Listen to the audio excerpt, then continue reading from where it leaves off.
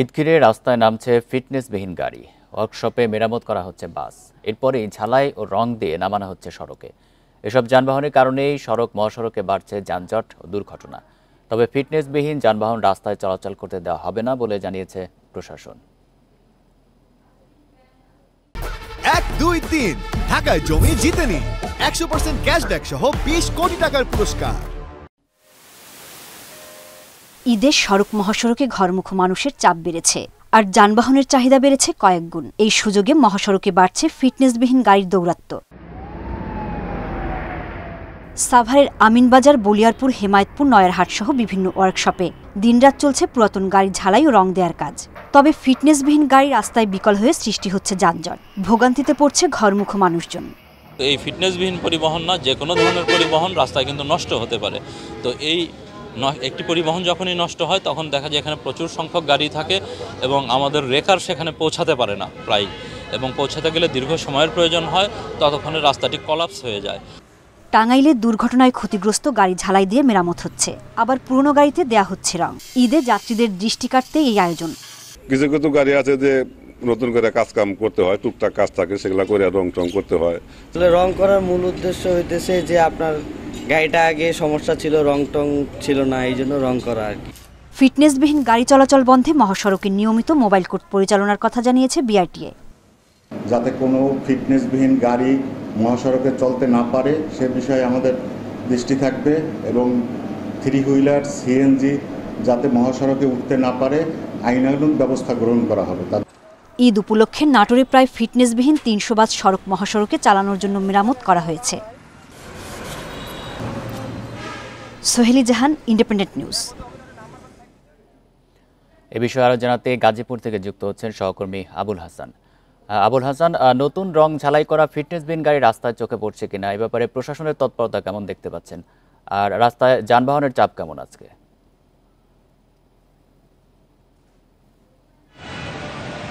দেখুন, যানবাহনের চাপ কিন্তু এরই মধ্যে বেড়ে গেছে। বিশেষ করে ঢাকা ময়মনসিংহ মহাসড়কে আমি সকাল থেকেই দেখেছি যে ময়মনসিংহগামী যে গাড়ি, সেই গাড়ির চাপ কিন্তু বেড়েছে, এবং এখানে যে ফ্লাইওভারটি হয়েছে নতুন, সেই ফ্লাইওভারের শেষ প্রান্তে এসে যেখানে গাড়ি নামছে সেখানে আপনি নিশ্চয়ই দেখতে পাচ্ছেন গাড়ি অনেক চাপ, এবং এখানে আমি যেটি দেখেছি যে অনেক গাড়ি এই শেষ প্রান্তে এসে গাড়ি থামিয়ে যাত্রী ওঠাচ্ছে বা নামাচ্ছে, এবং সেই কারণে কিছু জটলা এখানে রয়েছে। এবং এই উড়াল সেতুর ঠিক আগ মুহূর্তে যেখানে গাড়ি ওঠে সেই প্রান্তেও কিন্তু গাড়ির কিছুটা চাপ রয়েছে এবং ধীরগতি রয়েছে। এছাড়া অন্য অংশে ঢাকা ময়মনসিংহ মহাসড়কের গাড়ির কিন্তু চাপ থাকলেও যানজট নেই। এখানে শুধুমাত্র যেহেতু কোনো স্থায়ী বাস স্ট্যান্ড নেই, রাস্তার উপরেই মানুষ ওঠানামা করছে, সেই কারণে এখানে গাড়ির কিছুটা জটলা রয়েছে। এবং স্থানীয়রা বলছেন যে এই যে এখানে যে স্থায়ী বাস স্ট্যান্ড বা যেখানে লোকজন ওঠানামা করছে, এই বাস স্টপটি যদি আর একটু দূরে সরিয়ে দেওয়া হয়, বিশেষ করে ফ্লাইওভার গোড়া থেকে, তাহলে এই যে ধীরগতি সেটি লাঘব হবে বলে তারা মনে করছেন। এবং এরই মধ্যে যানজট নিরসনের জন্য পুলিশ কিন্তু বিভিন্ন পয়েন্টে অবস্থান নিয়ে কাজ শুরু করছে। পরিবহনের যারা শ্রমিক ইউনিয়নের লোকজন তারাও কিন্তু এসেছেন, তারা কাজ করে যাচ্ছেন।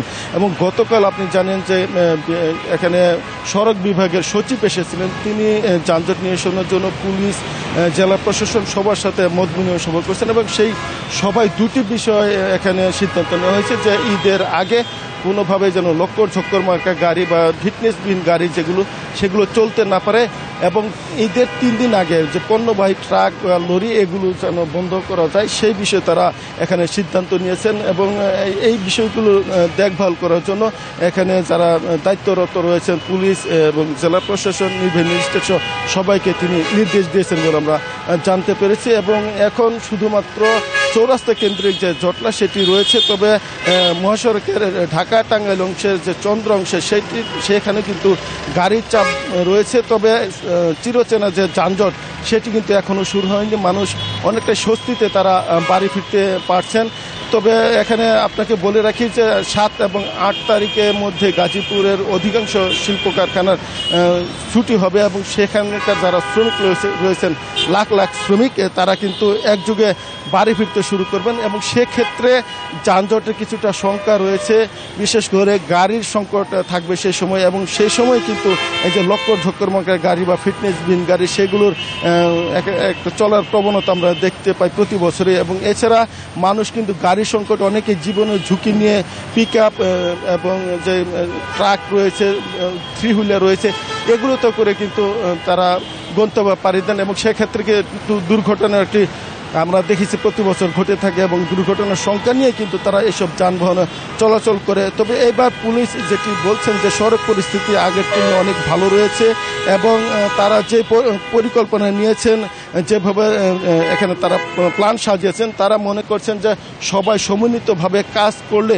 এই যে যানজট সেটি এবার অনেকটাই লাঘব হবে এবং মানুষ ঈদ যাত্রায় স্বস্তিদায়কভাবেই তারা বাড়ি ফিরতে পারবেন। এরকমভাবেই এখানে ট্রাফিক পুলিশ তাদের পরিকল্পনা সাজিয়েছে বলে আমরা জানতে পেরেছি।